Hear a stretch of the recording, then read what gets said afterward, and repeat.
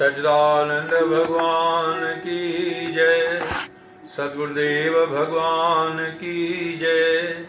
भाभी रामदास साहिब की जय। जय बाबा साहिब की जय। सतगुरु जी प्यारी साध संगत, कर्म श्रेष्ठ प्रधान आ। इन जगत जे अंदर जेको भी इंसान जन्म वठी आयो आहे, इन पृथ्वीअ ते हुनखे कर्म करणो ई पवंदो। जेके सम्झो हूंदा आहिनि, गुरमुख हूंदा आहिनि, भॻवान जा प्यारा हूंदा आहिनि, संत शेवी हूंदा आहिनि, सत्संगी हूंदा आहिनि, उहे सुठा कर्म कंदा आहिनि। ऐं जेके अटसंगी हूंदा आहिनि, उन जा कर्म वरी अलॻि हूंदा आहिनि।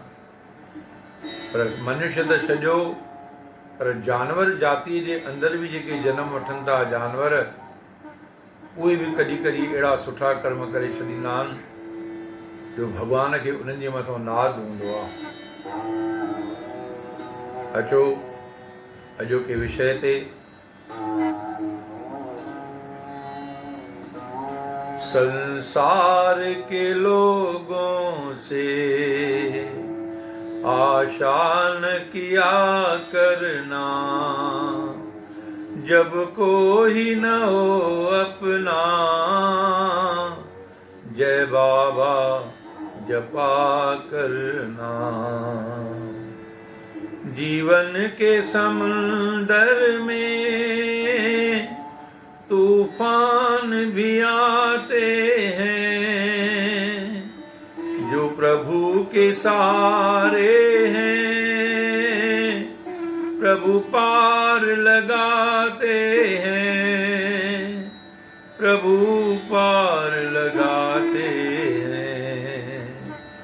भगवान को आता है भक्तों पे कृपा करना, जब कोई न हो अपना, जय बाबा जपा करना। थी सोच मेरे भैया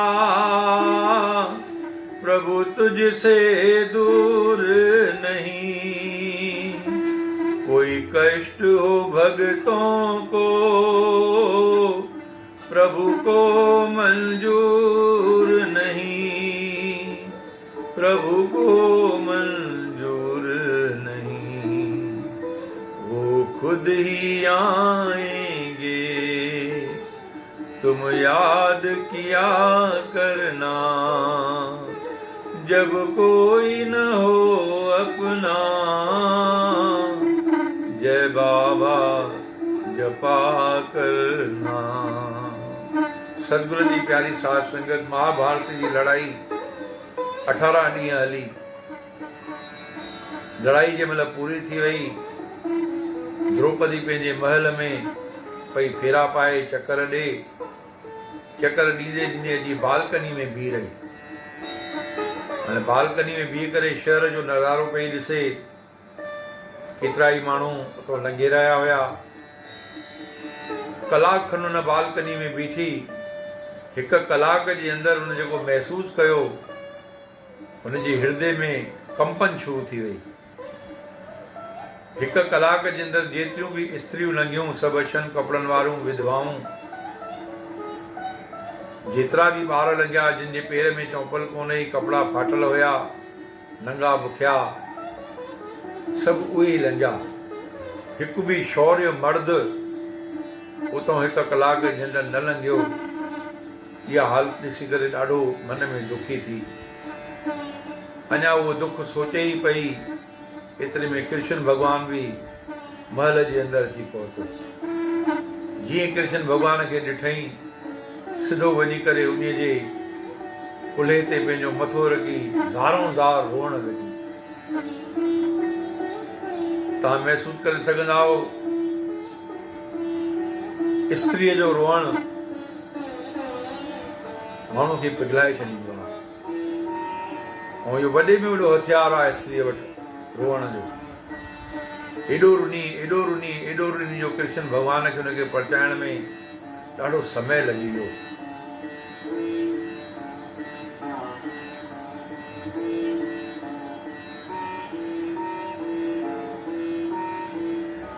रोई रोई करे चवण लॻी, ईअं त मां न सोचियो हुयो, हे छा थी वियो?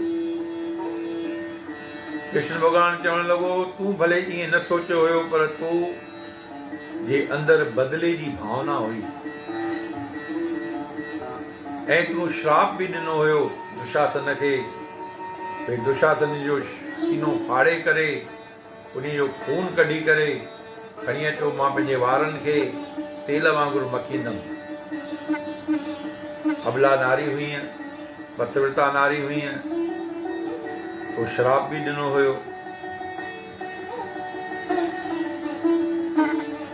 तुंहिंजो श्राप सचो थियो, उन खां पोइ कर्मनि पंहिंजो खेल ॾेखारियो। तुंहिंजो दुश्मन दुशासन ऐं दुर्योधन हुयो, पर उन्हनि सां गॾु सभई कौरव मरी विया। तोखे त ख़ुशि थियणु खपे। द्रौपदी चवण लॻी, तूं मूंखे आश्वासन ॾियणु आयो आहीं, तूं मूंसां मिलणु आयो आहीं, तूं मुंहिंजो दुख हल्को करणु आयो आहीं, कि न तूं मुंहिंजे जख़्मनि ते लूणु छटणु आयो आहीं?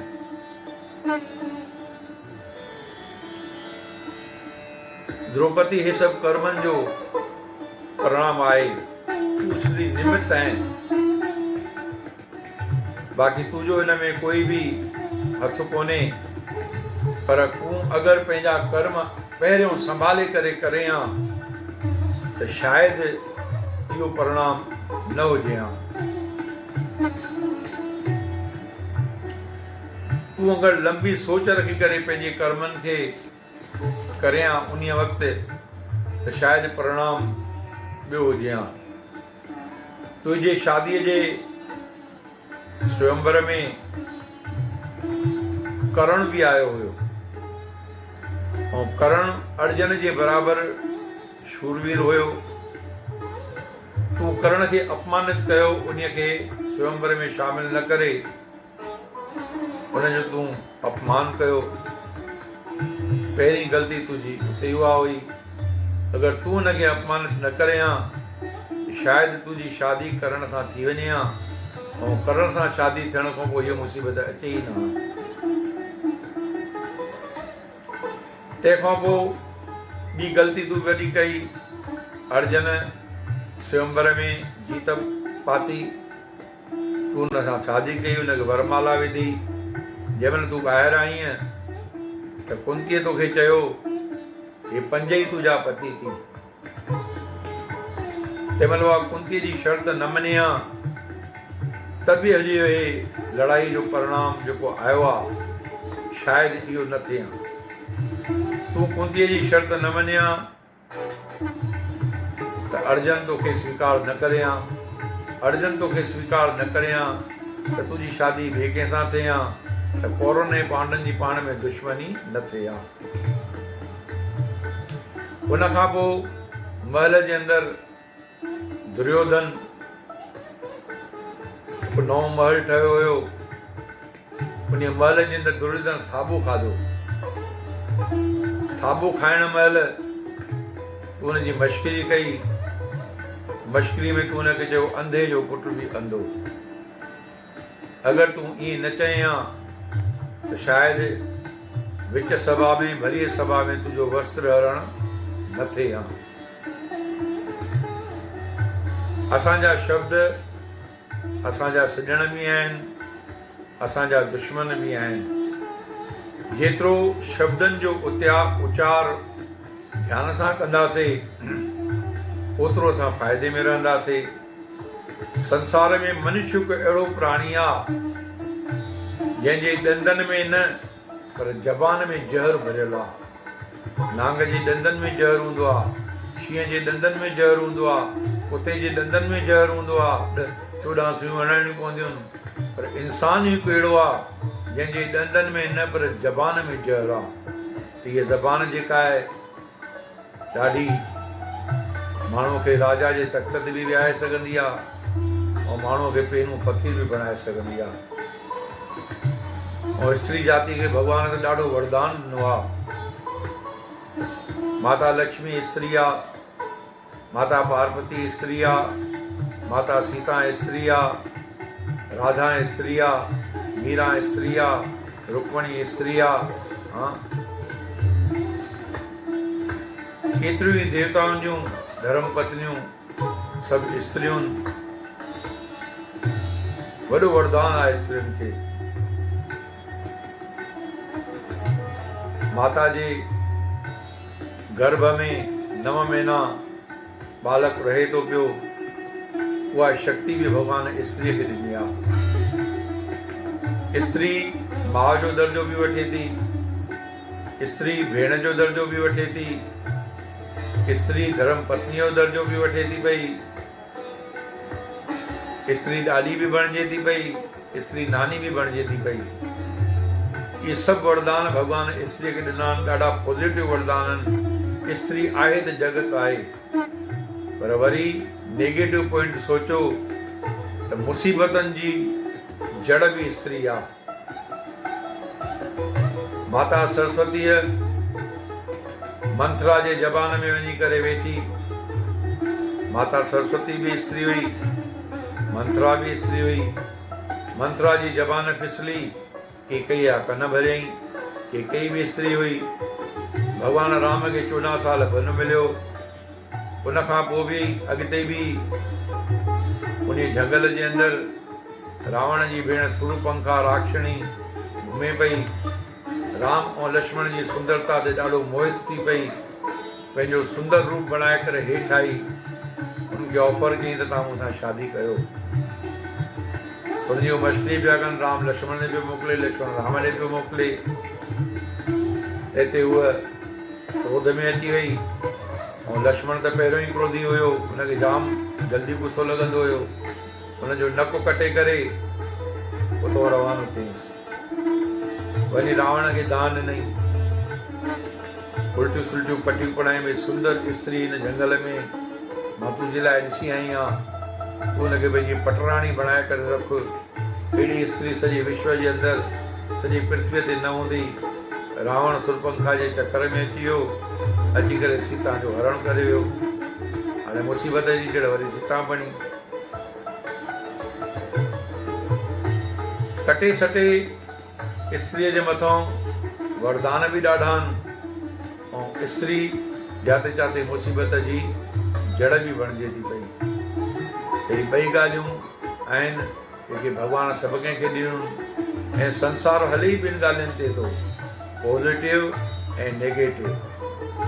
ॿई ॻाल्हियूं आहिनि त असांखे पॉज़िटिव बणिजणु खपे, आशावादी बणिजणु खपे।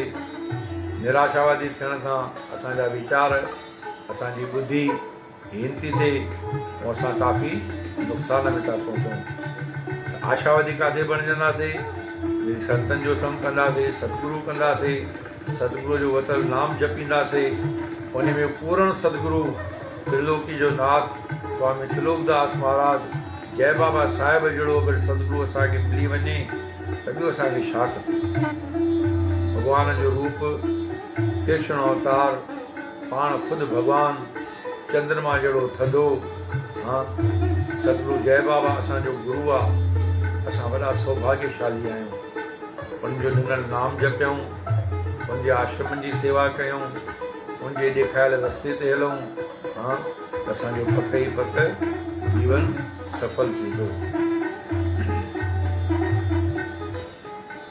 मत भूल मेरे भैया, ये तो देश बेगाना है। दुनिया में आकर भी तुझे वापस जाना है, तुझे वापस जाना है। माया के चक्कर से दिन रात बचा रहना, जब कोई न हो अपना, जय बाबा जपा करना। जब कोई न हो अपना, जय बाबा जपा करना। संसार के लोगों से आशान किया करना। आश रखणी अथव त सदगुरू ते रखो, बाक़ी कोई बि तव्हांजी आश पूरी न कंदव। संसार स्वार्थी अथव, मुंहं ते हा कंदव, पोइ तो शुरो भोकण में देरि न कंदव।